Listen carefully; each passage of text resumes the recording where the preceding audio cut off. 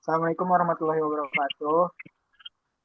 Di sini saya ingin mempresentasikan hasil dari kelompok 9 dari manajemen risiko perbankan PT Bank Rakyat Indonesia Persero atau TBK. Disusun oleh kelompok 9 yang pertama itu ada Fitroh, maaf, sorry. Ulang, gue mata gue gak Kok kelihatan. Vigo Sorry. sih? Ngapain Vigo aja? Ulang, ulang, ulang. Kelompok kami. Sorry.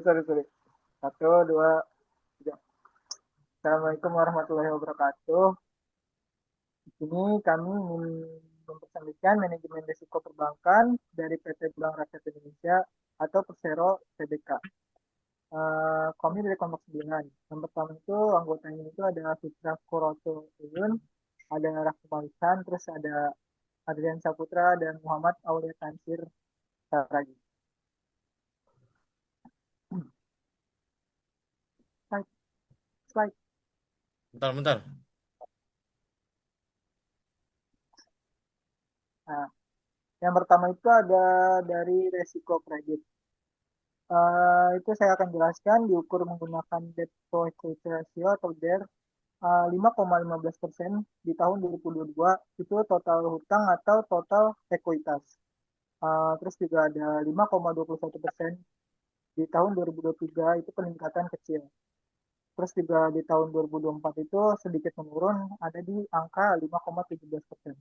Struktur pendanaan BRI didominasi dana pihak ketiga.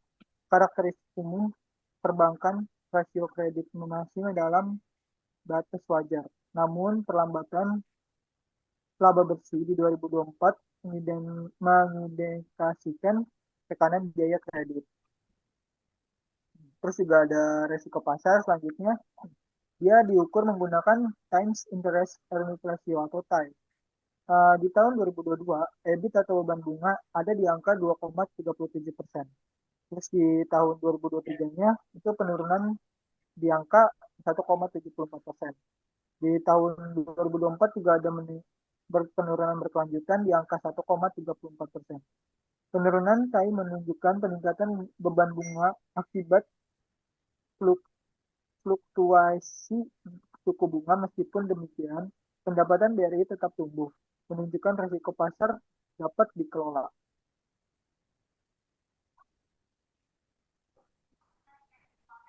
Terus Ya, selanjutnya itu ada selanjutnya, likuiditas yang akan dibacakan oleh selanjutnya saya akan membacakan risiko likuiditas.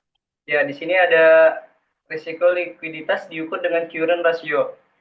Di tahun 2022, 248 miliar 81 juta, dan di tahun 2023, 184 miliar 25 juta, di tahun 2023, dan di tahun 2024, 191 miliar 90 juta. Di tahun 2022 itu sangat kuat. Nah, lalu di tahun 2023 itu mengalami penurunan. Lalu di tahun 2024 itu sedikit meningkat.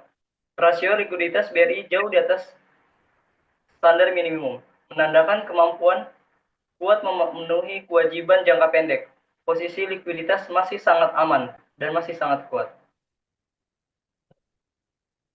Resiko operasional. Resiko operasional diukur dengan operation efisien atau di tahun 2022 itu 0,08% dan atau 2023 itu 0,09% dan lalu di tahun 2024 itu 0,10%.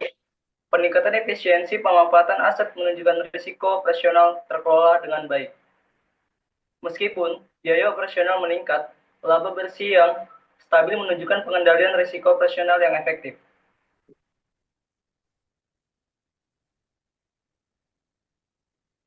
Selanjutnya ada risiko kepatuhan.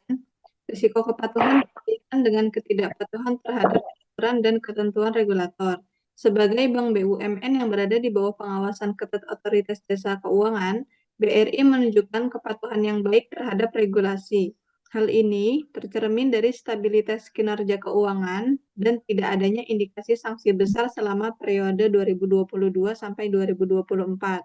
Dengan demikian, risiko kepatuhan BRI berada pada tingkat yang relatif rendah. Selanjutnya ada resiko hukum dan resiko reputasi, di mana di sini resiko hukum dapat timbul akibat gugatan, sengketa kontrak, atau kelemahan aspek legal. Selama periode analisis, tidak terdapat indikasi signifikan bahwa resiko hukum berdampak besar terhadap kinerja keuangan BRI. Hal ini menunjukkan bahwa BRI telah menerapkan tata kelola hukum yang cukup kuat dan mendukung operasionalnya. Selanjutnya, resiko reputasi. Risiko reputasi berkaitan dengan kepercayaan publik terhadap bank, tingginya minat investor terhadap saham BRI, serta konsistensi pembagian dividen menunjukkan bahwa reputasi BRI di mata masyarakat dan investor masih sangat baik. Oleh karena itu, risiko reputasi BRI selama periode 2022 sampai 2024 dapat dikatakan relatif rendah dan terjaga dengan baik.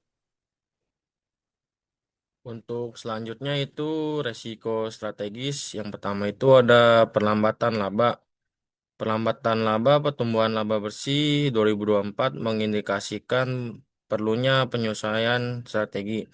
Yang kedua itu fokus efisiensi, perlu efisiensi biaya dan optimalisasi penyaluran kredit. Dan yang terakhir itu jalur tepat.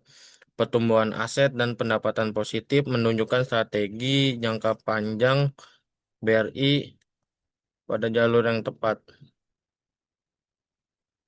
Terus untuk kesimpulannya, manajemen risiko efektif BRI mengelola berbagai risiko dengan baik dari tahun 2022 sampai tahun 2024.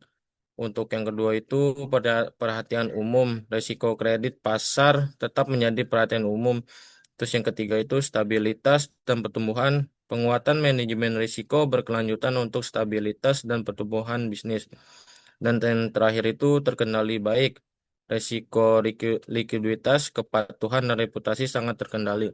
Cukup sekian dari kelompok kami, kurangnya lebih mohon maaf. Wassalamualaikum warahmatullahi wabarakatuh.